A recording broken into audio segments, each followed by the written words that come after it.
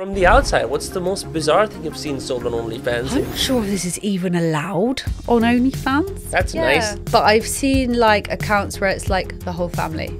Really? Social media is designed to make you, as a consumer or a creator. One of the YouTube titles said that you're an OnlyFans millionaire. If it was at even 50%, I'd be chilling with like Jeff Bezos now. It's all just tease, tease, tease, tease, tease. Can be like that. You'll get some people that only want the tease. You'll get other people that only want the hardest stuff you do. How does this impact your relationship? Setting aside the few assholes that you're gonna kind of get on the internet. But I must ask, you know the whole spectrum of what all these men on the internet desire from you. In general, it hasn't really changed my perception of men at all. But are you able to, say, date? Yeah, I mean, with regard to dating and friendships, I would be idealistic to assume that people don't judge. Yo, what is up, my friends? Welcome to another episode of Dostcast. My name is Vinamre. In this podcast, I've got Eliza Rose Watson. She's an OnlyFans creator. She's in the top 1% of creators on the platform. She made about 4.5 million pounds on the platform in her best year. She's got about 2.8 million followers on the platform. I got her on because I think OnlyFans is everywhere, whether you like it or not. What you say online versus what you do in the private corners of your bedroom are completely different things. And OnlyFans models have access to male desire like no one else does, right? So we discussed the ethics of OnlyFans, what it does to your mental health, why even do it in the first place? Is it a good economic strategy in the long term? What do men want? And I guess this is a conversation that is not your run-of-the-mill conversation with OnlyFans, because Eliza is a pretty gifted speaker, and the points she makes will actually show you a different unconventional side of OnlyFans. She got pretty infamous in the UK because she posted billboards of herself advocating an OnlyFans on Instagram, and she was on Piers Morgan Uncensored because of that, and it caused quite a controversy, so we discussed that as well. Stick around till the end because there is a special bonus sexy segment at the end that I think you will like, that you might enjoy. If not, definitely stick for the conversation that might be something that maybe makes you change your mind or think about OnlyFans, or I guess sex work, adult, softcore content, and the people who create them the people who create that content in a different light. Anyway, don't forget to subscribe if you've not. I release tons of cool episodes, and I will keep doing that. The episode with Eliza Rose Watson begins in 3, 2, 1. But is it nice to live in rural England? Because I'm considering going to Cambridge for a few days. Oh, Cambridge is lovely. Yeah? Yeah, Cambridge is lovely. Oxford is also very lovely. Yeah, I can only go to one of them because I'm definitely going to be back here though, because I had no idea that the content creator scene in the UK is very popping. Like, in India, I know it's big, but like here, it's like, in India, we don't have podcasting studios. Like, we just wing it. We just make our own. Yeah. So I definitely want to be back because, damn, there's so many people here who are like creating content. Yeah, I mean, it's a small country, but a lot kind of gets pushed out of it. You know? Yeah, for sure. Yeah, but yeah, Cambridge is very pretty. My uncle works quite hard within the colleges, the universities and stuff, and I always used to go there when I was young. And yeah, it's really nice there. I would strongly recommend going. Yeah, there's some song by Pink Floyd called Grantchester Meadows. Have you No. Do you know what Grantchester is? No. Okay, it's this super flat land right next to Cambridge. I was looking up on Wiki Travel last night, so I figured that's somewhere I want to go, because they said that the English way is to have a picnic mat, have some tea, and have some scones. Yeah. What's the English obsession with tea, though?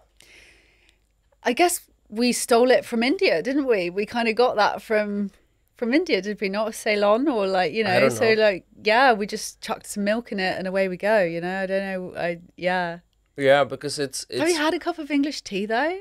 Like, yes. you'll get it then. Yes, It's yes. nice, isn't it? It's I still comforting. prefer coffee though. Iced Americanos to go. Yeah, I mean, I must say I'm with you on that. Yeah? Like, yeah, a cup of tea's not going to really do anything for you. It's just quite Yeah. comforting. Well, I think once you, high-powered career, I don't think tea cuts it. Not really. Yeah. It's a nice little thing to come home and have a cup of tea, but in the morning it's coffee. Yeah, it's like you wind down with some chamomile tea because you read somewhere that's a nice like night routine. But what you really need is this morning cup of Yeah, if anyone offers me a tea in the morning, I'm like, what the fuck is that, dude? Like, no. Like, yeah. So, I'm going to set some context. As always, the master edit is in our hands, so we can cut out anything we don't want. I've got tons of questions. For context, you got famous recently in the UK because you put up billboards, the infamous billboard question of you promoting your Instagram and your OnlyFans account, right? And then you went on Piers Morgan Uncensored, and you had a debate with Lauren Chen, and then several people talked about the morality of all of that. And ever since, it seems that this has helped your brand, right? You said in the Piers Morgan interview that you wanted to start a discussion. The discussion has been had. That's why we're here. Looking back, what was the barrage of comments like when you put that up? Because that's a bold move. Like, it's already a bold move to start an OnlyFans, right? But you take it one notch further, and now you openly advocate it, right? So what was the feedback from people all around you? Yeah, so that's an interesting one because obviously the negative stuff makes the headlines, negative stuff makes the news. The feedback was very largely positive. I mean, I even went and took some selfies by one of these billboards to show my fans that I'd done it. And I was kind of nervous about doing that one on my own, you know? Like, I'm not one of these, like, exhibitionist influencers, do you know what I mean? I'm quite happy in my own little space making my content. So that was a little bit of a picking the billboards up with that meh. But going to them and taking pictures, that's quite a making a scene thing to do, you know? So I was a little bit like, oh. And I had a couple of people come up to me and it's like, is that you? I was like, yeah. And they were like, fair play. You know, there was a guy, it was above a shop, and that person came out and said, hey, would you take some pictures with it? You know? So like, it was overall very good from inside and outside my industry, which was pretty cool. I mean, my mum and my dad were pretty proud, you know, like, yeah, overall it was actually pretty positive. The negative ones I expected. I mean, when you go and do something a bit different, especially if it's around sexuality, especially if you're a woman and you're doing something around sexuality, you're going to get a bit of pushback. But there's nothing that I didn't expect. And I think like to come to some sort of awareness as a society, we first have to debate and discuss things. We first have to actually talk about it. Like, we've talked about drugs, we've talked about alcohol, we've talked about things like prostitution, we've talked about a lot of these different societal issues, and we've come to agreements on how and where these things should take place, whether they're legal. Like, we know what to tell young people about these things, you know, like with OnlyFans and online sex work and pornography. It's so widespread, yet nobody really talks. Everyone just pretends it doesn't exist. So like, you know, I think the negative and the positive stuff. The other question then is, I guess porn has always been normalized ever since, you know, Pornhub came around, and it started from the US and then it spread everywhere else. And even though porn is technically banned in India, I do see that India still consumes porn. But as far as OnlyFans is concerned, I do notice something very weird and very peculiar about it, which is that oftentimes people who do OnlyFans are put up on a cross and asked to explain and justify their actions more so than porn stars or, you know, even like people who do escorts, right? Like all of that, all of those things. And the ethics are often questioned in a few terms, such as when I look at OnlyFans models doing Instagram reels from a podcast, like you see the comments and it's usually stuff like fatherless behavior, Western society is ruined, this is where, you know, like society is heading, these women are never going to get married, I just want to... And then there's this popular meme which says, reject modernity, embrace tradition, right? So there's a large segment of men who are, you know, also disgruntled by, I guess, the vocalness with which OnlyFans models are, you know, just speaking about their experiences and getting platforms like podcasts. Sure. So what would you say to that? I mean, you can come at this from a few different angles. Is this for the podcast? Like, yes, are we of course. speaking for the podcast? I think in terms of ruining Western society, I mean, it's quite a simplistic thing to do, to just say it's OnlyFans. when there's a lot ruining Western society that is far more insidious and widespread than OnlyFans. But if we focus on OnlyFans, I think even before the internet, porn and sex work has always existed. It was always existed. On the internet, I looked at some stuff when I went on Piers Morgan. I wanted to arm myself with some facts. Yeah. So I looked up the average, audience of a place like Pornhub, and it's bigger than the whole of our country. I also looked up like the most popular websites in the whole world visited, and some of the top 10, 3 of them, I think they're at like number 4, 3 porn sites. So in the world, like that's the most visited globally, more than Google. Well, Google's at the top. Okay. Then you've got your Facebook, then you've got your Twitter and your Instagram. And then it's just porn. And then it's like porn, then TikTok, So that in mind, I think people are in some way sometimes disconcerted, because what OnlyFans does is it brings sex work and adult content a little bit more into the light. It's always been there, and it makes people uncomfortable. So I think there's that, and I think there's also it challenges the current view on who does sex work and who consumes pornography. I think it's very comforting to people to think the only people that do sex work are people that are forced into it, and the only people that consume pornographic material are like a small number of the population that can't get it anywhere else. And that's not true. A lot of people, we choose to go into these jobs. We enjoy our jobs, and OnlyFans actually provides a very safe and regulated platform through which to do so. And given the amount of us who are on OnlyFans, it would allude to a very large customer base, which again, it's just a little challenge, and it just suggests to people, I've already stated the figures, but it's now putting it in front of people that actually a lot more people engage with this material than we like to think. So I think there's that. And I think there's also, in terms of sort of wokery versus traditionalism, I'm going to say I don't really subscribe to the woke thing. Like, I think people are individuals. That's women and men. Yeah. Like some people are empowered by putting sexy pictures online. Other people are empowered by modesty. That's an individual choice. But I think coming back to like basic evolutionary psychology, right? So a man is designed to be promiscuous, to spread his genetics as far as possible. A woman is designed to be chaste in order to use all her focus and energy bringing up the offspring. That's how we're designed. So I think it challenges that. It challenges that deep innate understanding of what a man does and what a woman does, and how we should behave. The whole idea that some women and men, but they don't get as much flack either, even on OnlyFans. Some women choose to not subscribe to that role, whereas some do, So I think there's a lot to it as to why OnlyFans creators specifically get a lot of flack in comparison to, those random nameless people that appear on Pornhub, I was looking at some of the comments that were on your Instagram and on your OnlyFans. And I just, because I do all my research, I looked at individual profiles of all these men, and some of them were like fathers of 3 kids and, like I'm a Southern Californian dad who likes his grapes, just what the bio says.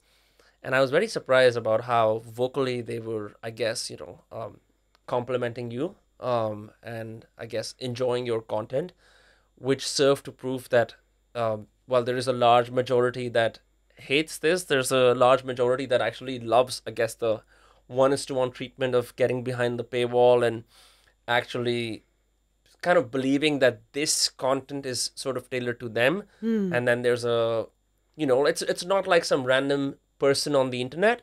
There's a connection, but you must be privy to all kinds of things, particularly, like the most bizarre of male sexual fantasies, right? Because you've got all of these people asking for different things, pictures in a different way, videos in a different way, right? And I saw that you were running a discount on your OnlyFans as well. So thanks for the plug. Appreciate it. That was accidental, but yeah. By the way, you can have your coffee. Thanks, I will. I'll stick to this for now. So. Sure.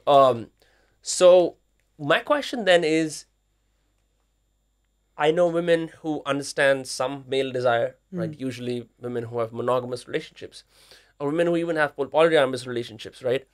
But I've never met a woman who is privy to the parasocial online desires and fantasies of so many men. Yeah. So maybe in a nutshell, what do these men want? It's a weird one. I mean, like, you can see anything you want to see on the internet for free. Right? Anything you want. Like, so I feel what sets OnlyFans apart is not kind of like how, I mean, I say no way more than I say yes on that platform. And I'm not even talking weird stuff. I'm talking like, I have quite strict boundaries, you know, and like I'm one of the top creators. So it's safe to say it's not how weird or how kinky or how dirty one can be. It's more a one-to-one connection with a real human being that will also engage in your sexual desires, but will have a good chat with you at the same time about your day, you know, and about, you know, about what's going on in your life. Like, I think one thing I've noticed about men, the men that I speak to, is there's a common theme of men find it quite hard to express themselves. I'm not just talking sexually, I'm talking in general. Like, a lot of people talk about the struggles of a woman, like the pressures on women in today's society, and I'm not discounting those at all. But there's a hell of a lot of pressure on men to be, you know, the provider, financially stable, to be a rampant sex machine, to, you know, to court the woman, to buy the woman things, to never cry, never have emotions, all these things. And I think what actually comes out, as well as like the crazy sexy things that happen, which are aplenty, like I've had some weird requests, but a lot of the time I'm an anonymous person online. They're never going to meet me. They're never going to see me. Quite a lot of the time, they kind of just want to express themselves. They kind of just want to talk, you know, which is an interesting thing. Yeah, it's just like, you know, those, you could call a hot voice on the phone. Yeah. That I don't know what that technology is, that service that used to exist back in the day. And Chuck Palahniuk, the author of Fight Club, wrote a book about it. I love that film. Where, Awesome. amazing One of my film, amazing films. book as well, amazing set of themes. But he talks about how this one guy just, you know, at night when he's done doing his work, he just acts as a guy who just talks to people on the phone, right? And then people have all of these kind of desperate, lonely pangs that they want to get out. Maybe they're jumping off a bridge. Maybe they're so lonely that they haven't touched someone like, I don't know, like a month. But I'm sure that, like, psychologically it must be tough, no? Because, I mean, I guess you, obviously, like, for context, you know, had an alcohol problem and all of that. So you've seen the abyss of human psychology, of how bad it can be. Yeah. But still, you're dealing with people who, I would say, like, are engaging in a behavior that one would not consider well adjusted.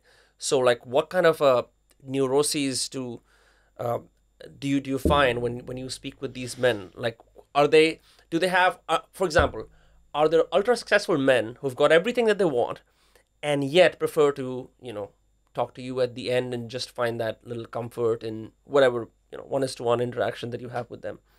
Yeah, I would say, like, you know, 80% of people go on there for a bit of fun. Like, 80% of people will go on there, they'll subscribe for a month, they might buy one video, you know, they might just have a little bit of banter back and forth, and that'd be that. But there are some people that genuinely have, I'm talking from, you know, I'm not talking in a judgmental way. I'm autistic, for example. Okay. And I can talk to you for however long. But when I get on the train home, I'm going to be like that. It's just the way it is. I was just zone out. That's it. So there are some people that struggle with things that make it very difficult for them to interact with a person for a long period of time face to face, or especially a woman they find attractive. So you get people like that, which I don't really necessarily think is neurotic. That's just kind of the way things are. Yeah. You get the odd person who will... I feel it's a duty from me as a person who has struggled in this way to seek comfort and solace in something that's just external. That for me, it was alcohol and drugs. Sure. It's never going to do that for me. That is, I think, neurotic and problematic. And there is occasionally a person, I would say in my time on OnlyFans has been about 3 or 4. So not many. But every occasionally there's a person who I can pick up those vibes from. And there are support groups and 12 steps programs for that. So that's where I'll tell people to go. But yeah, like I think it goes back to the whole idea of like who watches porn. What is the archetypal porn watcher like? He's clearly this guy that, you know, is a little bit socially maladjusted. He's desperately lonely. Actually, most people, they're just doing it for a bit of fun, you know. Sure. So yeah, it's it can be taxing when you get someone that wants a little bit more than you are able to provide. Sure. And you have to do that very carefully. Like, so what is the, like, if we talk about it strictly as a business, right? What does the funnel look like? For example, like in a podcast, the YouTube is the biggest top of funnel, right? And then maybe there's a newsletter, and then there's a product, something like that. The way I see it from the outside, Instagram, and then OnlyFans, and then there's tiers. So maybe you can help me understand, like, how does that work? Yeah. So some people I know have various tiers once you get on their platform. But Instagram is like the main sort Instagram of like is the main place where you post tool. pictures and then people get attracted and they want to Yeah. subscribe. Yeah, it's a funny thing because the conversion rate is very low. I mean, Really? if it massively low, like if it was even 50%, I'd be chilling with like Jeff Bezos now. Like but that's, you know, like that's categorically the case for like basically every industry. It's less than 10%. Yeah. I would say I run these figures once and it's about 3 to 5%. And some people, it's very hard to track the customer journey, so to speak, because some people will literally follow you on Instagram for a year, and then there'll be one post or one picture that will make them go, fuck it. Excuse me, I didn't mean to swear. No, that's okay. That's okay. Like, okay, I'm going to subscribe, and that'll be that after a year. So you can track that?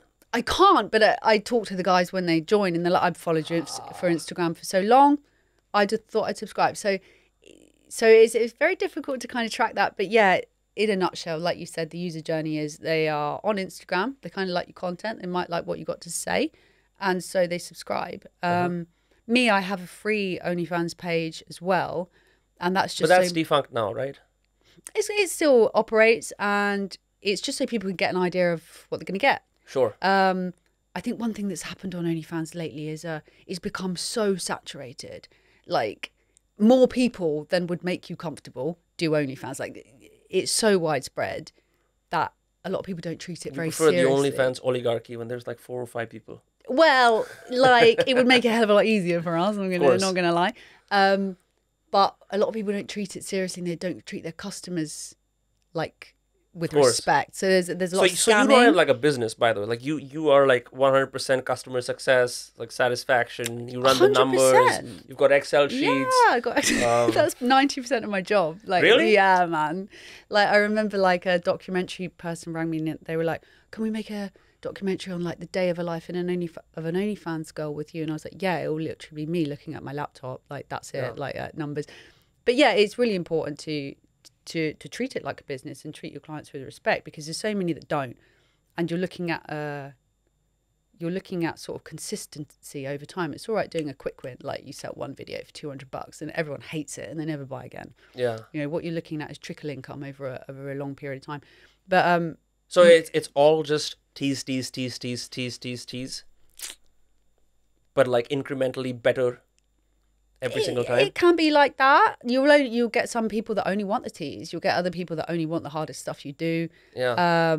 But in general, what you're looking at is, rather than like a quick dump, like one quick win, easy money, wham bam. Like, it's more like you just grind daily, and like to build a user base, you have to be good at what you do, and people have to be happy. How do you get good at it? Because let's, like, for example, I was looking at your Instagram, right? And I thought there was a day when you couldn't have, like, you know, nipples on Instagram. Yeah. Not at all. But then Instagram suddenly normalized that, right? And so you've got pictures like that. But By the way, I just watched these for research purposes strictly. Of course, so do I. But what I noticed is there is definitely maybe like a pattern that OF creators know very well about what converts well. Maybe it's for some people, it's like the after shower look. Maybe for some, it's like, woke up like this. Maybe for some, it's like a little bit of the camel toe. I'm not sure. Yeah. But have you seen, like, and statistically, because you have your user base, what is something that converts higher than, say, something else? It's a really interesting one, actually. So from the analytics that I have access to, which is your Instagram stuff and your OnlyFans stuff, I mean, we're all analytics mad. All of us OnlyFans lot, we're always looking at our analytics and the algorithms and what you know. But what I find is when I stray from my niche, which is what? Which is kind of like cute fitness girl, like probably should actually be in LA rather than suburb. Oh yeah, because you've got abs and everything Yeah, else. that kind of thing. Yeah. So if I stray from that, even if I have the most beautiful like lingerie set and it's totally pretty and like I make the most beautiful picture, people will be like, "What's that?"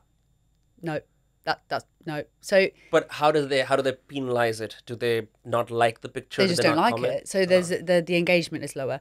So I find the best things that convert for me might be different to the next girl. But it's basically a case of identifying those, shaping your character more and more like this, and then rinse and repeat sort of thing. Wow. Yeah. So it evolves over time. Like your character evolves over time if you're any good at checking your stats. And you'd think that people want a bit of variety sometimes, but and I used to post all sorts of different things. Like I came off the back of fitness modeling, like professional fitness modeling. And I did other types as well. Like I thought, oh, okay, I'll do some sexy stuff. I'll do some lingerie. No, it doesn't go down well. Like people like, people like a specific thing, and that's what they like. It's like a specific fantasy that they want to seek recreated again and again, incrementally through the posts. Yeah, I think so. Certainly, that applies on Instagram and on OnlyFans. Yeah. I like to throw a curveball in sometimes, just keep people on their toes. Like what? Live in a farm or something? Like... Yeah. Well, yeah. Like, no, it would just be me, no makeup, just got up. Like, or like, I'm often just in cute hot pants and a gym bra or something like that. So I will put on some sort of leather and latex thing. And you do get the people that are like, whoa, that's so cool. But you get the other people that are like, Yeah, so, yeah, it's a really interesting thing. And, yeah, it's a balance between being innovative and delivering something new. Sure. But within the boundaries of the niche that people know you for. So it is, there's more of an art to it than just a booty pic. Like, although they work, You're just a content creator like everyone else. Yeah. It's just that I've never been privy to what it goes behind the scenes to make that happen. Yeah. For example, like I saw the documentary that someone did with you on YouTube, and it said something like inside the life of an OnlyFans model. I'm not sure, but it had you in a room where you were just sort of shooting stuff from a phone camera. Yeah. So do you get professional photographers? Do you shoot yourself? And then I guess when you're shooting yourself, do you think about if I make a specific expression, it's going to work well? Like, is there a routine where you sort of... So let me unpack this. What I'm trying to say is, you wake up, you're like, okay, time to make some OnlyFans content. We got to make some money, right?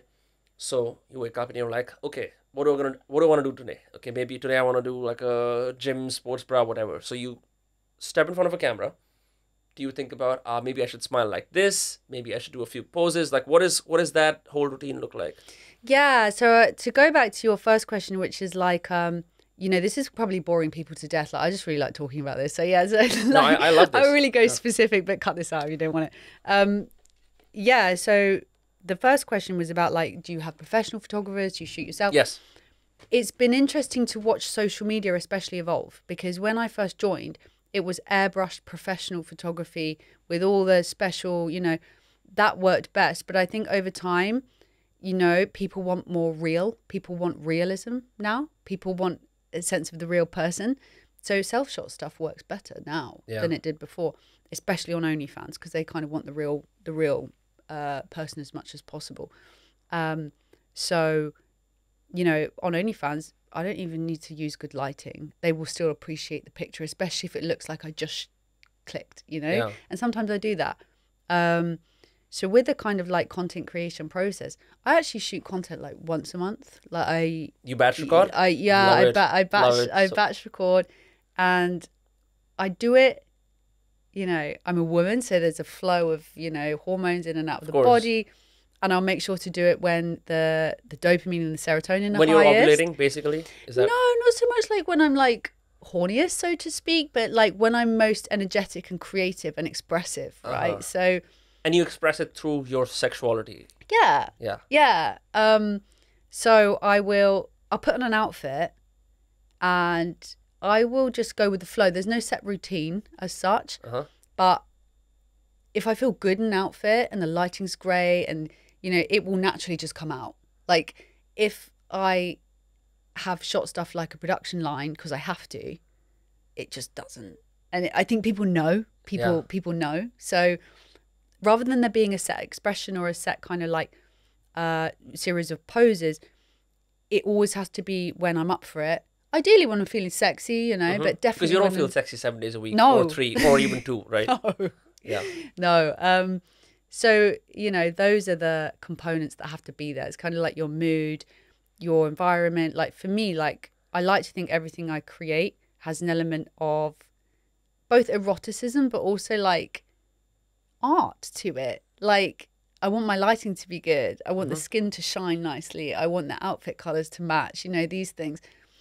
So I always find like I just produce my best work when I'm really into what I'm doing. So I think that is rather than the set poses, that's the thing that you would want. And what are you visualizing? Because like I've read about these sirens of yesteryear, these seductresses who would have elaborate routines to say, you know, appease a king, like read somewhere about how Cleopatra completely dazzled Mark Antony and Caesar so much so that they wanted to leave their kingdoms and be with her.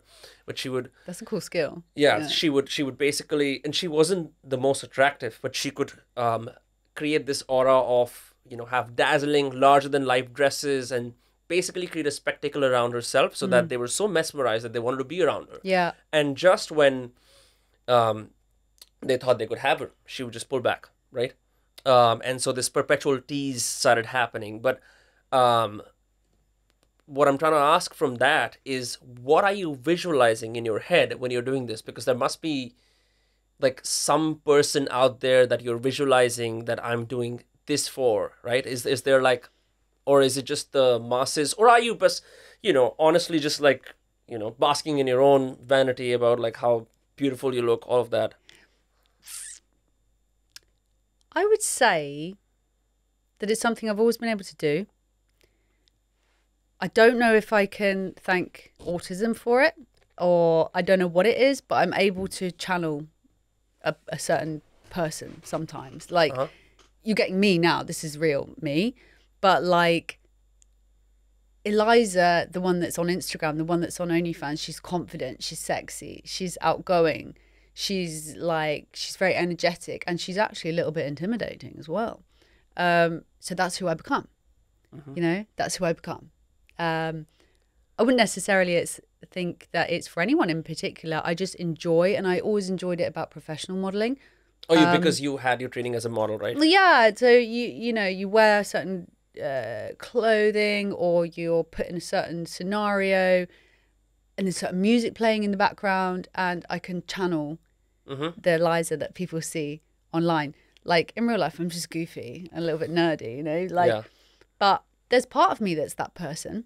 And I enjoy expressing that side of myself. So it's enjoyment and just an ability to kind of channel a side of myself that doesn't usually get to come out, which is, you know, it's fun. Yeah. Yeah, interesting. I did not expect that at all.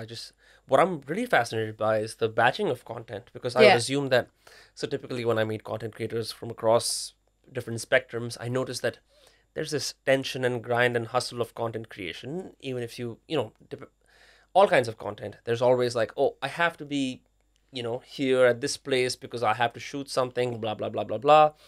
And that's fine. But it's sometimes, so for some people, it's 7 days a week. So from the outside, if it's YouTube, if it's podcasting, if it's vlogging or OnlyFans, it seems like it's the gateway to breaking from the 9 to 5 and sort of having your own schedule. But you find that you actually work 9 to 9 and you work 7 days a week. And then you burn out and you get exhausted. And I'm assuming for, people like me, it's just, okay, you speak, you've got guests. For you, it's also just the preparation, the putting out tons of stuff. And like you're a solopreneur, I guess, doing it all by yourself. So I like the idea of batch recording, but I'm sure that's not how you started. So like when did the grind and hustle of trying to figure out this platform and grow your following go from that to, like one of the YouTube titles said that you're an OnlyFans millionaire. So like how did that progression happen? How did you get smart about certain things?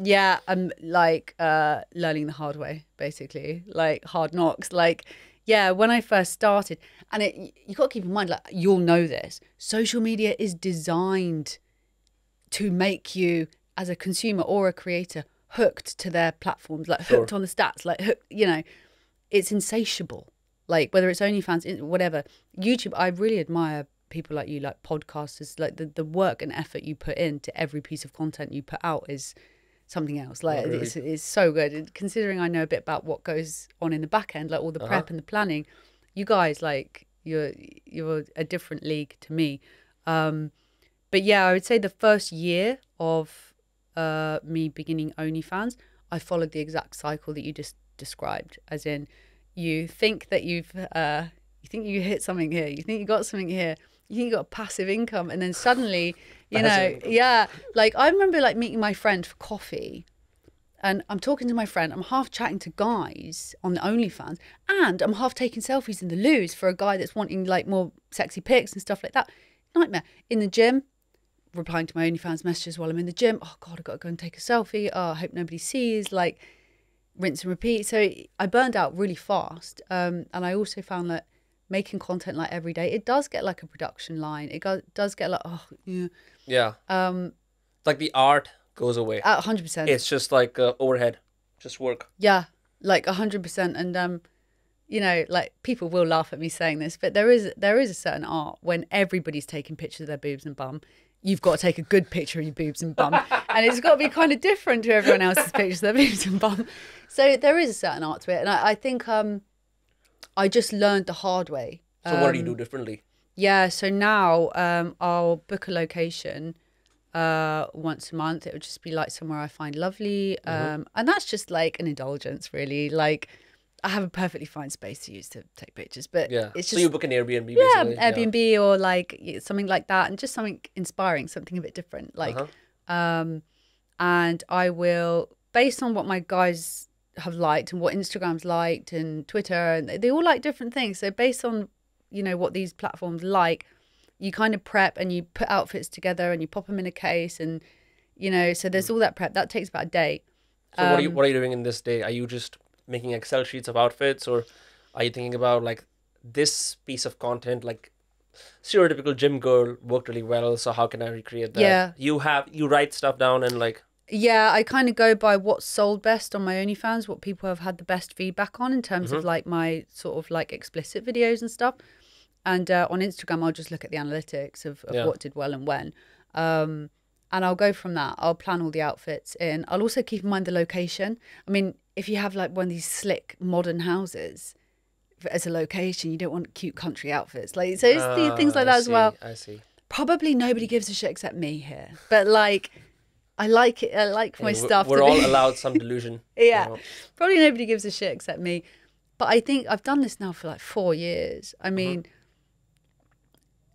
I would not stick at this. I know the money's good and stuff, but I could be an investment banker or like an arms dealer if I just wanted money, right?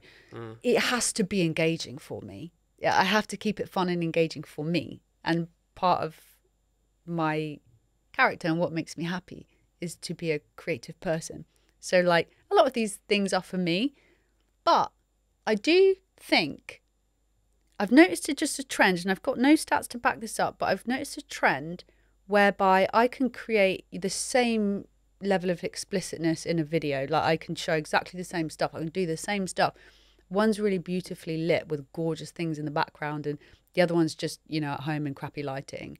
I will get better feedback on the one that's beautifully thought out, you know. So I do think even if it's subconsciously, people do actually appreciate these things. If you put in the work, if you put in the effort, and I guess it makes sense when you're starting out to be very guerrilla style. But it always benefits you to, you know, up your production quality because people see the effort you've put in, which, you know, sort of leads us into a segue into you're, you know, fulfilling all these requests. If, you know, and we can edit this out if you want, how does this impact your relationship with, say, like other men that you maybe see in real life, maybe romantic partners? Because, and I have seen that, you know, for example, porn stars have no objections with marrying and even having kids and then also doing porn. It's just that level of, you can call it sexual liberation, or you can call it something that, you know, it just lies on the fringes of what society deems as normal, right? But they seem to be doing fine. But I must ask, does this hamper your ability to have like romantic connections with other men, knowing that you know the whole spectrum of what all these men on the internet desire from you?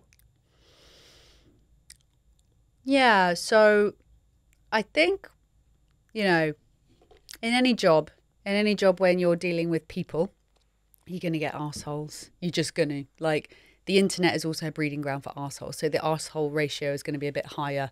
But in general, it does not change my perception of men at all.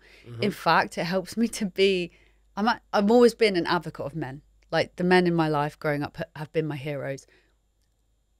Oh, sorry, I just got a bit emotional. That's okay. Yeah, the men in my life growing up have always been my heroes, and I've seen them struggle.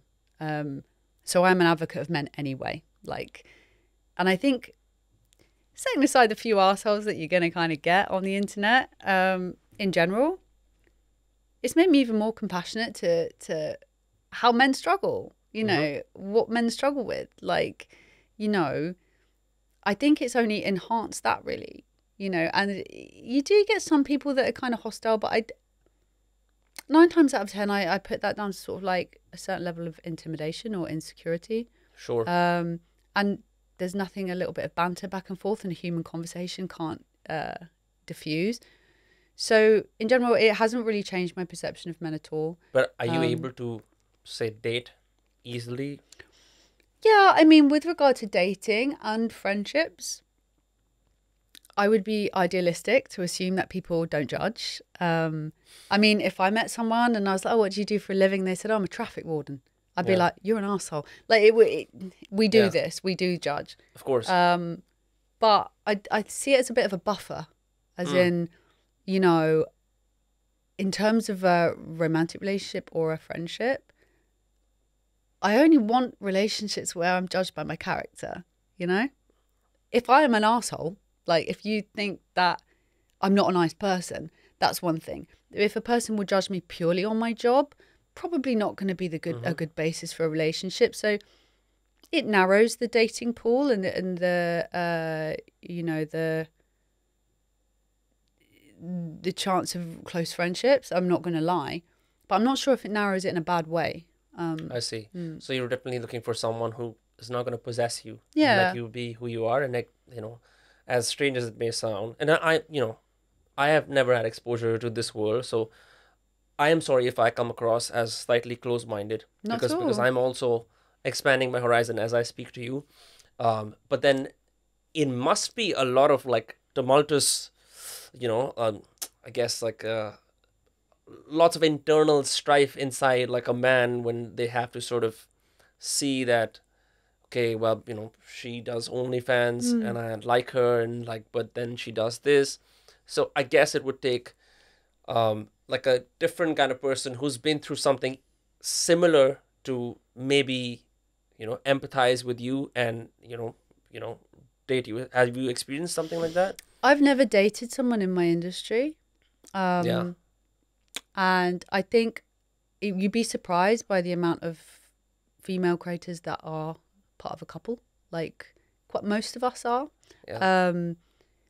We often have boundaries as well around what we do and who we do it with and stuff. So you'll get some creators that will only make boy-girl content with their partner, or they'll only go a certain way. Like, they'll only go a certain level. And I think open discussions with your partner about these things are really important, and a lot of girls will do that. But in terms of having if you're talking about baseline, a guy that won't like me taking sexy pictures and putting them online, it's probably not my kind of guy. I see. Like, probably not my kind of guy, in the same way that I'm quite just a free-minded person. I'm quite a free-thinking person. Like, and I guess, you know, being a millionaire affords you many choices, because you are like at the end in, you know, workaholic, in control of your money and that. Yeah, but like as far as the economics are concerned, like how good are they? Does everyone on OnlyFans strike it big and you know, amass that much amount of wealth? No. I saw a graph showing the distribution of wealth on OnlyFans, like the distribution of earnings, and it's much the same as the wealth distribution of the world. Is a graph? Really? Oh yeah, like literally. This is a common misconception. I think it's really important to put this across. Actually, like, if there's one or two people that might view this podcast and have it in the back of their mind, or maybe I'll do OnlyFans, I really think it's so important to drive home. It's not a guaranteed big time earner. Yeah. Even if you're like Kim K. Kim K. Minus the fame. I mean, minus the fame. That's the other thing. It doesn't really matter what you look like. You can be the most stunning person in the whole world. Really? Yeah. Well, you could do an experiment with this. Like, take the most beautiful girl in the world and pop a picture of her up on Instagram and just see what happens. Nothing will happen.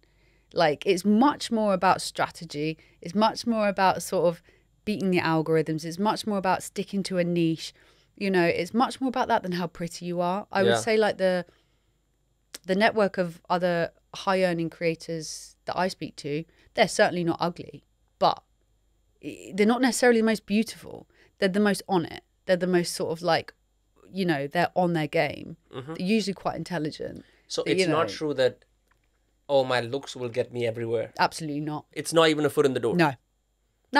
Yeah. Wow. No. If you think about, like, if you scroll Instagram like once, I mean, my Instagram anyway is filled with like girls posting in lingerie. Yeah. Like, what is gonna, you know, highlight one girl from another girl? Everybody's beautiful. There's Facetune now. Everyone can look 20 times more beautiful than they actually are anyway. So there's got to be something else going on there, because absolutely not. So, like, you can be the most beautiful person in the whole world.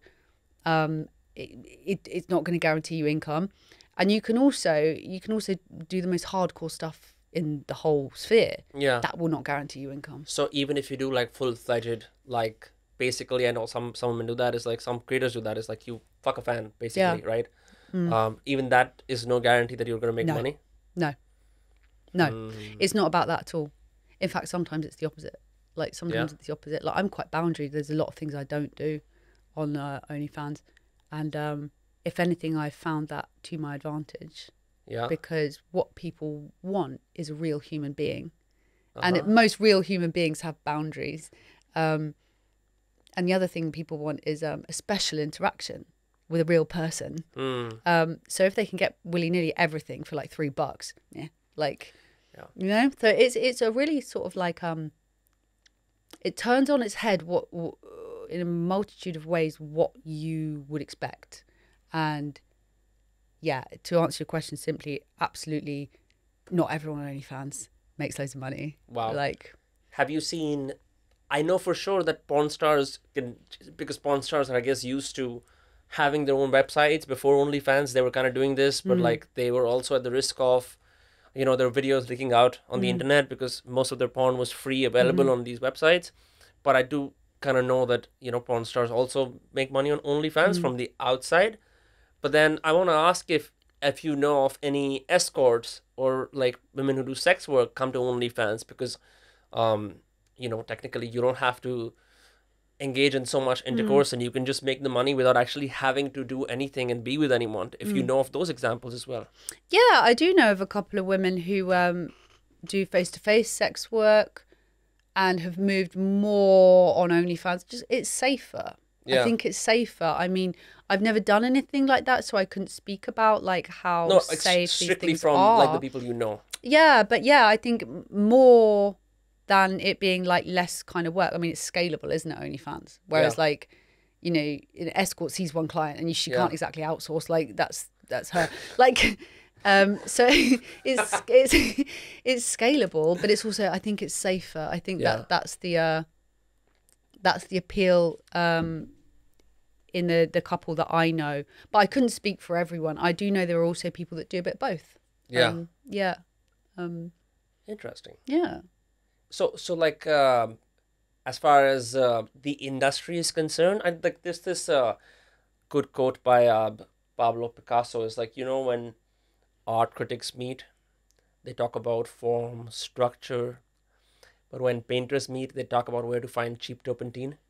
I like that. Yeah. So I guess I've sort of halfway answered that question when I said that. But when you meet other people who do OnlyFans, so maybe like the ones who are just starting out, the ones in the middle, and the one that are like in the top 0.1%, 0.2% like you, what do you guys discuss? What do you guys talk about? What do you guys like share strategies on how to make it big, how to make more money? Yeah, like it's an interesting thing because none of us see each other as rivals in the industry. We're all colleagues. Like it's very supportive actually. Oftentimes we discuss emotional things, like things to do with emotional well-being. Like, as I've said, it can be quite a taxing job. And unfortunately, because of all the stigma around it, it can be quite isolating. So often we will talk about those things. We will often be absolutely obsessing around Instagram algorithms, man. Like there's a whole groups, like that's all we talk about. Like, so that kind of thing. Yeah, strategy, you know, we network with each other and share promotion. We will.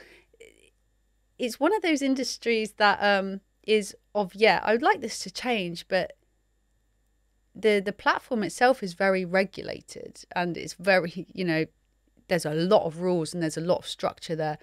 But all the services surrounding it, as in promotional services, management of your social media, that's a cowboy zone. Like it's anyone's. Yeah. Anyone so there's can chances say, for exploitation. Yeah. So there's a lot of discussion around that and recommendations. And I often get people outside the industry approach me about how to start. So there'll be discussions as well that I'll have with people that are potentially new. And I must say I put more people off than I do actually encourage to start. Yeah, like you're not exactly saying how to make 6 figures from OnlyFans fans like I did, right? Because it's, I guess also it's the costs you pay, the work you put in when you are at like that level must be something that not everyone can do. It just also requires a different life situation, right? Yeah, I mean, I think like, I think you've got to be prepared to sacrifice a lot of your prospects for the future, sadly. Like people what do you mean when you say that? Job prospects and stuff. Yeah. Like if you make good money, like if you're known, your content's going to be out there. Like it's just going to be out there. Like people will know what you do. So there's that to think about really over and above anything. I've kind of forgotten the rest of what you asked me. I'm so sorry. So I was just basically... this is a first. I also forgot half of what I was saying. Shit. I was saying, the costs are something that not everyone can pay. And you said the sacrifice is that you don't have any job prospects, right? Yeah, I mean, I'm not saying you don't have any job prospects, but it is kind of like ridiculous that you can have criminal convictions and get jobs, but you can't have been doing anything. But there are some jobs that you probably won't get. There's jobs for ex-cons, but not for ex-porns. Not for people in porn. It's so weird. I hope that changes because that's kind of weird. But that's a cost. I mean, that is a cost. The other thing, you know, you have got quite high overheads. I mean, I don't do everything myself. I would be happy. What is the overhead? Set design? Well, you have to pay someone a percentage to run The your social platform? media. Okay. Oh yeah, okay. OnlyFans takes their percentage. How much? 20%. But then there's the conversion rate for anyone in the UK. So so it goes through an intermediary bank first, and they go, "Oh, thank you very much," you know, and then you get a crappy conversion rate. Then you pay the tax man. Then you pay your staff. So there's those costs. Like it's, And taxation in the UK is pretty high, right? it's ridiculous. Yeah. Don't even get me started. No, please get started. Yeah. I have no idea. I mean, to be honest with you, I was like on benefits most of my young life. I was like absolutely raped the taxation system. I was a chronic addict and alcoholic. So like for me, it's quite comfy. I'm like, oh, cool, I'm just paying you back. That's okay. But yeah, it's high. Yeah, taxes are high. There's also like I struggled to buy a house. Like I couldn't get a mortgage Because of my when job. you put in job, you can't say. Yeah. So, are there like euphemisms that you can use that will help you? I mean, I think so, but people equally don't really treat Instagram influencer as a job either. Like, I was looking for houses in Delhi, and I said I'm a YouTuber, and I mean, they were mildly curious, but then I said no, I run a media business, which sort of did the trick. I didn't actually end up renting anyway, but something I switched because the first few times I noticed that they were like, yeah, it's nice to be famous, but I'm not sure if you make money. Yeah.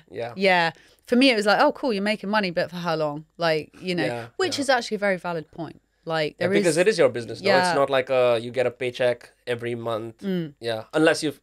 Well, actually, let me ask you this: how stable is the income from OnlyFans? Like, is it predictable revenue that you can, like, know that it's gonna coming month after month after month? I mean, it's a direct correlation. What you put in, you get out. Like, what about like automation and like previous content doing well? If you put in no work and can you still reap like the benefits? On OnlyFans, probably. On social media, probably not. They know when you're posting old stuff. Like they know. So it's, you know, if you don't feed the machine, it won't spit money at you back out. You know, it is very much like that. I'm pretty sure, though, you know, if I dropped it right now and I never did another thing for at least a few months, I would still be residually earning, but it would drop quite a lot. I mean, I've learned that. Like, I remember I went on holiday in my first year of OnlyFans for a week. Oh, when I got back, I was like, where'd everybody go? Hey, where are you guys? Yeah. So is it hyper competitive because you're competing against the algorithm, and like you said, there's you versus like 1,000 other women who like also look attractive. Yeah, 100%. And it's also like social media are ruthless, aren't they? I mean, I'm sure if you don't upload I'm not sure if it's the same on YouTube. Our reach dropped significantly because I stopped uploading 2 podcasts a week because I've been abroad for the last 2 months. But we're getting it back now. Yeah. But it really depends on your goals. Increasingly my metrics for success, because I started my podcasting business that is flourishing now, so I don't think too highly about views.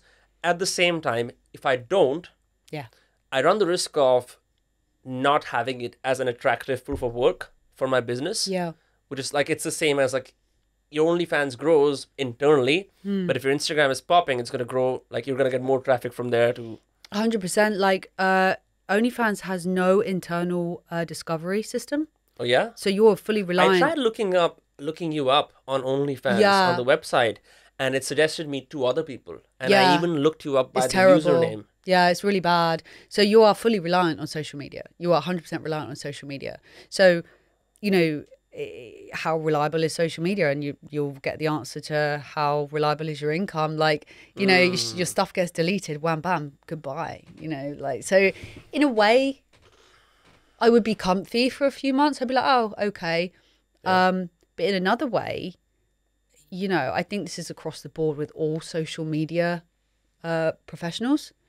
If you stop feeding the beast, it doesn't like you. It's very quick to just drop you. So you know.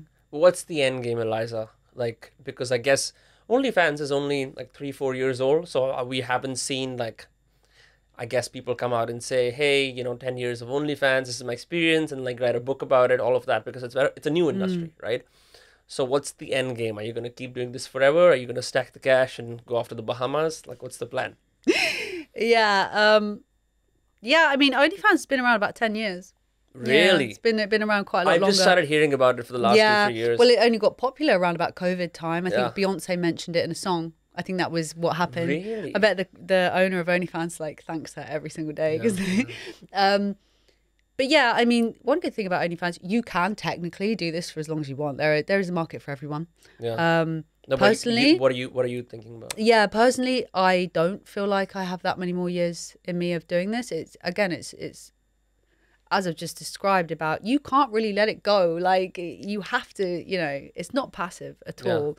So I think after OnlyFans, I mean, I've got a couple of things like in the pipeline that I'm trying to do. I'm trying to study investing, like day trading and stuff, which will be something. Yeah. Property is We're another not very one. far from Liverpool Street right now. Yeah. Yeah. I'm going to go there up now. Property is another thing I'm trying to look into. And this will help you with the initial startup capital that you need. Yes. So, maybe it'd be different if I started this at 22, not 32, OnlyFans. But I'm boring, and like I've got a very short lifespan of OnlyFans, so it's like I could be living it up and twerking There's on no someone's... MILF market on OnlyFans? Oh, there is a MILF market, 100%. Yeah, there's a market for people at 80 years old. Like everyone can be on OnlyFans. So obviously I only saw your OnlyFans from the outside, and then I actually just wanted to see what the inside looks like. I haven't seen any other OnlyFans. Like, what is the most bizarre thing? You can say, well, I'm not going to judge because, they're all my peers. But like from the outside, what's the most bizarre thing you've seen sold on OnlyFans in droves? I'm not sure if this is even allowed on OnlyFans, but I've seen, and I'm pretty sure it's fake, but I've seen like accounts where it's like the whole family. Really? That to me is like, that's beyond my understanding of different fetishes. It's not like a porn script, like a fake, like they're all I'm actors. pretty sure it's fake, but like, so that's kind of like something. It's all kinds of weird and wonderful on there, which is pretty cool because it's very inclusive. Sure. But yeah, like there's older creators on there. Like I'm talking like 60, 65. Yeah. Like I've never seen actually someone who's 80, but like I'm sure there are. Yeah. There's all kinds of people. There's a girl on there with 2 vaginas. She does pretty well. Wow. Yep. So all kinds of weird and wonderful on there. So do you remember the days of Craigslist? I don't know if it was popular in the UK.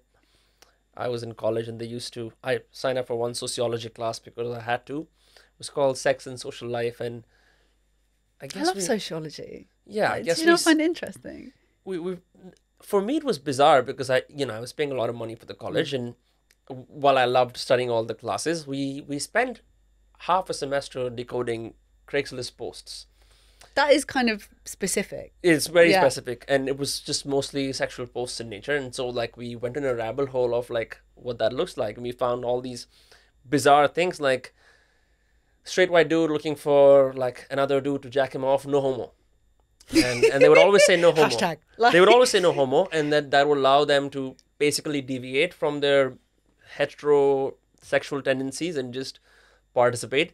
But then I started discussing this class with friends, and they told me, okay, we're all on Craigslist, and then we went down deep into rabbit holes, and then I discovered that these people in Texas, USA would like have these fests where they would basically fly in people from across the country to get fucked by their bulls.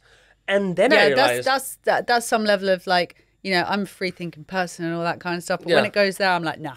Yeah. Like... So, and as a kid who's 18 years old, just coming in to the US... Were you not just traumatized by that? Like... I was like, is there any bottom? Is there a ceiling? Like, I felt like I was in a white room with like infinity on all sides because like I was so shocked. And ever since, after the way... social media has exploded and everything is in your face, I'm so desensitized that even if I see something very bizarre happening, I'm like, meh, whatever. Yeah. But that is when my ceiling broke. So does stuff like that also happen there? No. No? OnlyFans, I'm not saying this for all adult platforms. I think some platforms are very questionable about what they allow. OnlyFans are very strict. Yeah? Yeah, no, they won't. Are there like allow specific guidelines that you have to adhere to, such quite as? a lot. Yeah, so for example, they... quite rightly so, in my opinion, won't allow anything public happening. Like, So you can't screenshot someone. so, oh, that's a whole different thing. But even in a public place, so if there's a person in the background, like just walking past, that's a no. Okay. If there is someone in your content that hasn't expressly agreed via a model consent, or they can't be tagged on the platform too, no. Anything, anything involving any penetration of anything that isn't designed for penetration, like a sex toy, no. This is why the whole family thing that I mentioned, that's pretty much definitely not allowed if it's real. There's a lot that's not allowed. Like, so, yeah, like any sexual juices from a woman, no. So, squirting, pee, all these things, no. So OnlyFans in comparison to other platforms is kind of the prudish one, but I like it for that reason. It keeps everyone safe. Like it helps everyone stay safe. Like, so when you talk about safe, I do remember when it first came around that there were very strict policies about, I mean, I'm not sure because I didn't do the research on like how it makes it safe for creators, but I'm assuming there's a rule that you can't screenshot or like screen record or like something like that, or... Yeah, I remember I have a little bit of background in web development, and there was one time that I needed to get a video for someone, and I deleted it from my storage, and the only copy as such of this video was in my message archives in OnlyFans. So I did have to go into the back end of OnlyFans and kind of break it and take the video. It took me about half an hour though. It's people do it. Yeah. Like it's not easy to do, but people do it. The annoying thing is they leak your old stuff. They leak the old stuff. They don't ever leak the best stuff. Like, I'm like, if I'm going to get leaked, at least like, yeah. So yeah, people do it. So, I think in the important ways, it's safe, as in like it would be impossible to put someone up there and profit from them if they didn't want to be there, for example. Like people that are underage, very, very difficult to get on that platform. People that spend too much as a consumer, their spending limits and stuff. That's nice. That's kind of nice. I mean, casinos should learn from that. Well, yeah. I mean, so yeah, it's pretty safe. And I guess, the original question was about like what's after that. I think a lot of people that are younger, I guess it's an age thing. A lot of people that are younger will splash their cash and stuff like that. Yeah. But people that are in my age bracket, and quite a lot of the high earners are, we don't really do that because, there's stuff that we need to keep that for our future. Like the next thing, what OnlyFans income will do is it will facilitate the next move, So yeah, I mean, I totally couldn't help but notice the Ferrari that you came in, by the way. Yeah, so, I mean, it's going to be okay, isn't it? I'm not going to get a ticket, right? It's okay. fine, it's fine. Cool. No, but I think that makes sense. I think it's new internet money for young people. It's usually a very tricky place because you don't have the emotional maturity to sort of... Yeah. And I've been guilty of that as well. I've had fat paychecks and I've blown it all on something that I really wanted. But then it's like prudence is a hard teacher because you just, when you see your bank account almost broke. Yeah. And you're like, wow, well, I'm like semi-famous. How did this happen? Yeah. And then you start, I guess you like watch a YouTube video on personal finance, or you realize, I guess I have to learn these things. 100%. Yeah, because I was, someone I follow said that who has been basically exposed to a lot of OnlyFans creators. He said it's actually a very legit way to stack money for a future dream if you're willing to pay whatever costs you can, right? So at what point did it become... Actually, let me stop there and ask you something else. Okay. First image that goes online and the barrage of comments come in, and maybe you haven't normalized that in your head like you have now, maybe you're used to it now. What was that first moment like? Like first explicit picture or video? Do you know what? I kind of like, in terms of being naked in front of an audience, I used to be an artist model. One of those models that you stand and you're naked and people sketch you. I forget what they're called, but like in colleges. Figure nude model. Yeah. So I used to do a bit of that. So I had a bit of a background of that. I remember when I reached like 4,000 subscribers or something like that, I had a little bit of a giddy feeling. A little bit of a giddy feeling of like, wow, I am sending this out to 4,000 engaged people. Whoa, like it was a bit like that. Yeah. So yeah, it was a little bit of a giddy feeling. And in terms of like the negative comments that people in my industry get online, I remember the first time something like that came through and I felt like my whole person was attacked, like my whole character had been attacked. And I really wanted to justify, defend myself, you know, like it really rocked me like for half a day, you know. And, you know, I really got sucked into all the figures, all the stats, more so than the money, like the stats, like I was very sucked into it. Like it became obsessive. And it was difficult. It was difficult to navigate that because it went quite fast. It went quite fast. Yeah. And I think a lot of people, that's where people struggle. Like it's a struggle for something, because I've been skint my whole life, for example. I'm from a low income family. I've always been skint. And suddenly, whoa, you've got... So when you say skin, you mean like... Skint as in poor, okay. As in no money. Like, okay. And that's in some ways a lot easier. Because it's very simple. Yeah. You've either got the money to go and do X, Y, Z, or you don't, and that's it. And then suddenly you've got hundreds of people following you, and you've got actual money coming into your bank account, and it's quite overwhelming. It's a real. That's the thing about the internet, isn't it? And social media specifically, like you can post and post and post, and then one day you post and it goes poof. Like it's it can be quite impacting. Yeah.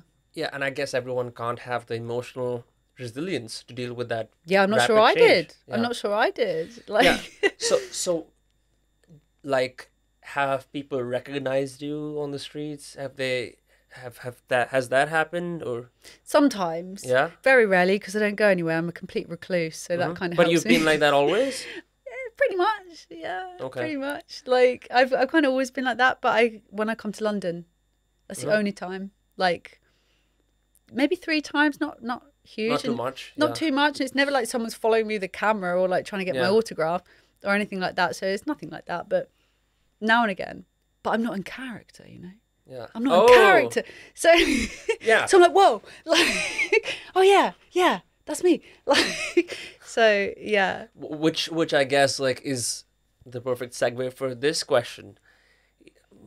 When life is work and work is life, and you know you work hard to stay relevant and keep pumping money into your bank account, what is private life for you? Is it completely different? Is it okay, phone off, you know, not gonna look at the numbers? It's just me, Eliza, and I'm in my room reading a book, maybe I'm like playing with a cat, whatever. Like, how did you know? Like, I'm just building a mental figure. Yeah, it's literally that. Yeah. Okay. So, you know, there's a lot that I give of myself, of my attention, of my time, of my, you know, conversation and stuff like that on OnlyFans. But I've learned, again, the hard way, that there's a lot if I want to survive. And people don't. People really struggle in any social media creation to have context, a private life? To have a private life and to detach.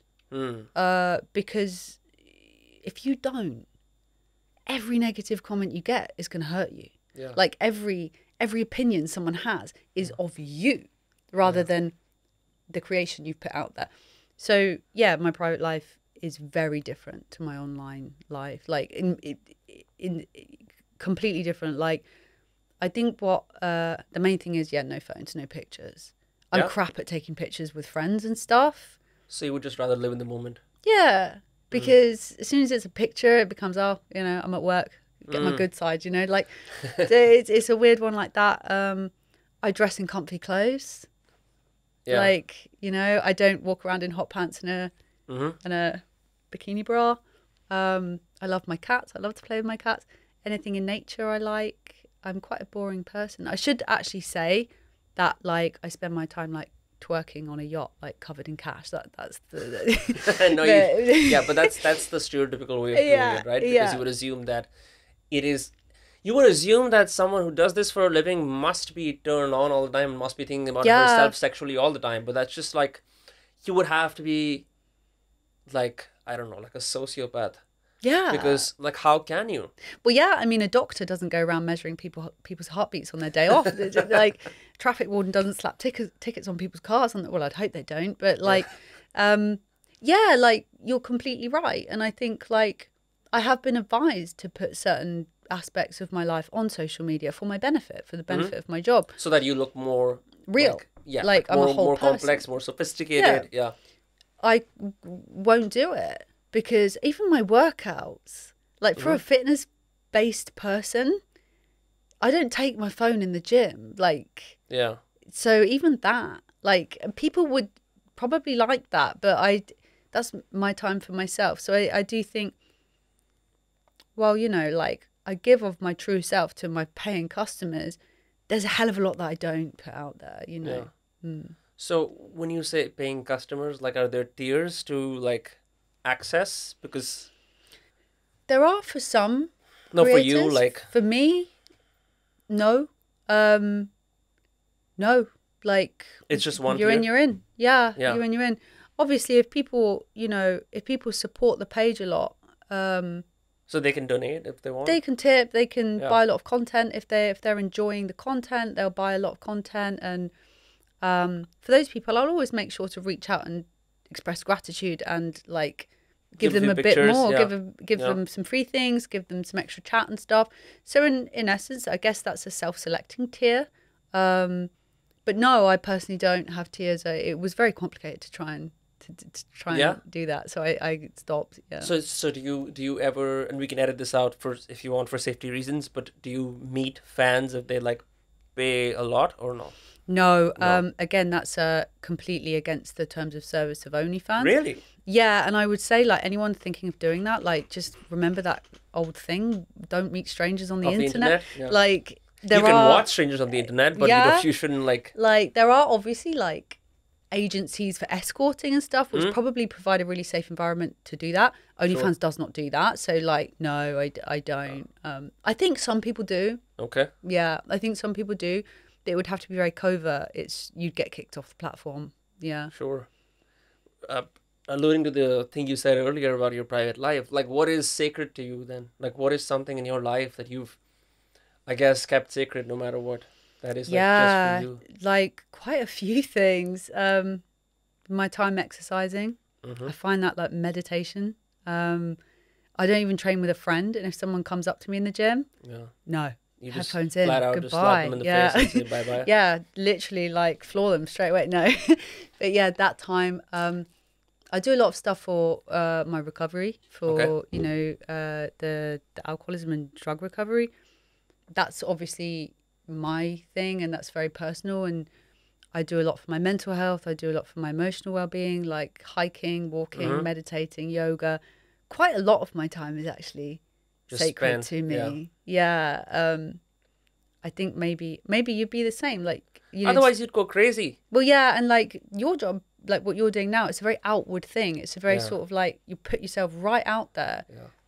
You're intensely engaging with another human being. Yeah, I've been AWOL from like content for 2 months for 1.5 months because I was just in Spain, just being a person. Chilling. Yeah. It's good. It's good to have very immersive experiences outside of your job, because when you come back to your job, whatever it is, you just have so much more to offer. Yeah. I mean, do you find that? Is it like, obviously, your job is to podcast, your job is, well, this area of your job is to do that, and when you're not working, you are 100% not working. Like, it's completely separate. It's difficult. I think it is all about boundaries, because look, if you delete WhatsApp or Instagram, it's not gonna stop you from reinstalling them and then checking them again, right? So it has to be, I think it comes down to systems, just like you said, because you said you're leaving for somewhere, so you've got, like, things optimized. Yeah. But it's just like I mean, would you ask a trader to say, hey, don't look at the markets? It's basically exactly like that, isn't it? One of my friends, he works in the psychedelic mushroom, this whole like intersection of psychedelic mushrooms, designer clothing, all of that. He says life That's a cool combo. Yeah, like, it's an archetype throwing of some people. He psychedelics lives in LA, so okay, yeah. But he says this thing about like life is all about graphs and numbers on a screen, and it's your bank account. Sometimes it's stocks, the other times it's followers, but it's just that little thing online. So to detach from that, it sometimes takes like mammoth willpower. Yeah, it does. And there's people who monetize how to, work less and have more leisure in life. But Yeah. I think I'm slowly getting there. What the isolation and the extensive travel helps with is, it's like you're as good as your lived experiences. You can be the best interviewer in the world, and you can chat GPT it. But if you have no convictions to add from your own experience, then you're just a talking head. That's then a there's really no good point. substance to what you're saying. Then maybe like if I'm speaking with you, and I just say to everything that you say, interesting. So tell me more. Interesting. Tell me more. And then it's like, oh, like You're like a I'm not a human psychologist, being. not a podcast. Yeah. Yeah, I really like that. Yeah, I really like that. And I think like it works conversely to how you'd expect. Like sometimes doing nothing to do with your work will actually make you doubly good at your job when you come back, rather than slogging away every single day and losing the point. I mean, with regard to what your friend said, life being numbers on a screen and stuff like that, I do think we quite often lose the point of that. Yeah. Like money, it was created to facilitate us getting things that make us comfortable without trading chickens, so we forget that and we think it's just about the money, like that's it. It's such a tricky paradox, because I did not check my bank account for a month, and then I became poor. Yeah, I mean, that does happen, doesn't it? and so it's a balance between being vigilant, but then also being like full of surrender, I guess. I'm not sure for some people. Like some people love the chaos. They just love like numbers on a screen. They're like, 5 fucking monitors on like, and just like, making money. And some people just like to be, I don't even know how to use Slack. My team does everything. Yeah. So it's a mix. Yeah. Because we're at the tail end of our time in this studio, and then we have to shoot the other segment. I wanted to ask you, obviously, first of all, thank you for coming in and, doing this. You're very welcome. It's been really fun. Yeah, with absolute honesty and to the best of your ability, and I think you're very articulate. I'm glad. It's strange still to do what you do, right? And live the life that you live, right? For people out there who are watching this, right? I'm sure several people must hate this right now. Several people are intrigued. Some are maybe considering normalizing this in their heads, like they have other parts that were once deemed problematic. Like it was considered blasphemous to say that the planets revolved around the sun, right? And now it's the norm. So maybe, and you don't have to necessarily represent your entire industry. Like me, Eliza, I represent the 100,000 people who are OnlyFans. But if there is like something you want to say to people about like what you do, like what you've learned, because I don't think, despite the fact that, what you do is very sexual in nature, you're still a human being. And I do want to see that people see that side, as I'm sure they have in the conversation. So if there's something you want to say, I've said it in a very roundabout way, but you can. Oh, this is hard. I think with regard to sort of like the section of people that would have my industry banned, like wiped, I would just ask a question: when has banning anything ever resulted in its eradication? That's the question I put to those people, especially if it's been around since we knew what sex was. Like, so, and with regard to sort of like, my industry in general, to kind of sum it up, I would kind of say there are definitely things that you have to think about. It's definitely not for everyone. And I don't think any creator would argue that just because he or she does this job, everyone should do it and everyone should be okay with it. Yeah. It's an individual choice, just like any other job. It can and is something, it can be like something that people actually actively choose to do. It can be enjoyable. It can be completely safe.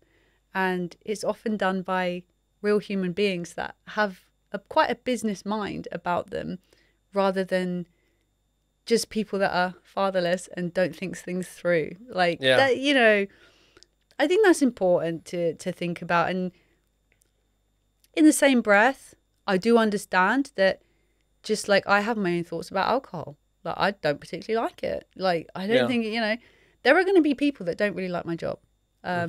Most well-paid jobs, you get people that don't really like whatever it is that they do. And that's totally okay. I guess just bearing in mind that, yeah, like on the end of that social media profile is a real human. Like, yeah. So just be nice, I guess. Yeah, just be nice. And, you know, if you can, be nice. It's the internet, so I'm not expecting miracles, but yeah. Yeah, no, thank you so much for your time. Obviously, if you want, you can follow her Instagram. And yes, you can. And then go through the many layers of OnlyFans. Yeah. But yeah, this was so a big chunk of my audience will watch this, will be mesmerized, shocked. I don't know. I'm really curious. I know. I know there's going to be very polarized responses, but like, I'm very curious. I guess the reason for coming to the UK was I just didn't want to reach out to just like other famous people and just say, so talk to me about yourself. If there were OnlyFans models in India, if porn, for example, was, you know, accepted, now it's banned, I would definitely speak with them, as I did with my friend Nick's Indian, because just the views say everything, no? Like, okay, I do a podcast on something that's super like educative, like, you know, war history or like something else that's supposed to benefit society at large, but it gets like 50,000 views. But I do something about the life of a porn star, 3 million views. So what I want to say from this podcast is, no one wants to admit what they do in the bedroom when no one's watching on their phone.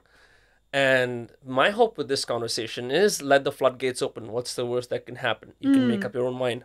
Yeah, I think like, I don't know if you want to include this bit instead. I mean, when I said like about banning it and stuff like that, I didn't really have in mind that in India it is banned. Yeah. And I wouldn't want to actually challenge a whole culture's decision on whether to ban something. So maybe if you can take that bit out. Sure. But maybe instead, it's okay though. I think people still subscribe to OnlyFans from India. Oh no, like it doesn't matter about subscribers. I just it's not a culture, by the way. It's the government who did it. It's the government, right? It's not a belief through, because I wouldn't want to challenge that. Different cultures have different ideas. It's not like all of the 1.56 billion Indian people stood up and said porn must be banned. I appreciate, like, you know, I've spent time in other countries and stuff, and there's certain dress that I wouldn't be allowed to wear this, and that is absolutely fine. Like, I would never want to be like, oh, I'll wear what I want. It's not like that. I suppose like there's always need for sort of discussion and regulation and open communication about what's acceptable, what's okay. You know, what's healthy, what's a healthy use of porn look like, what's an unhealthy use of porn look like. Sure. Just like there are around like other things that adults do for pleasure, like drinking, like gambling, these things. But yeah, on the whole, like kind of everyone has engaged in it in some way. Whatever happens, I'm going to see you in the comment section. Yeah. Yeah. We're going to find out. But no, thank you so much for your time, and thank you for coming in. That's it. This is Dostcast with Vinamre Kasana. I'll see you all in the next episode. This is Eliza Rose Watson, and yada yada yada. Peace, love, bye, sayonara. Okay.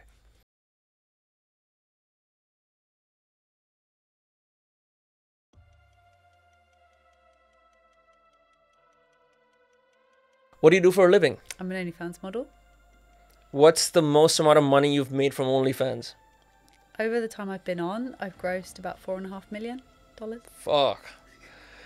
What's the one thing that turns you on the most? I'm a really sensual person. So like oils, you know, massage, nice music, beautiful scented candles, massage especially. Like that's a way to to your heart. Yeah. Awesome. Okay, this is a crowd favorite. What's the best penis size? most people think that the bigger is the better, but I would disagree. I know a lot of women would. You can be too big, it can hurt. So I'd say So you like micro penises? I mean, being diplomatic, I would say probably the best penis size is actually about 6 inches. Yeah? Big enough, but You just isolated 80% of the world's population. Yeah, maybe. But there'll be a 20% there that's like, damn, my 10-incher.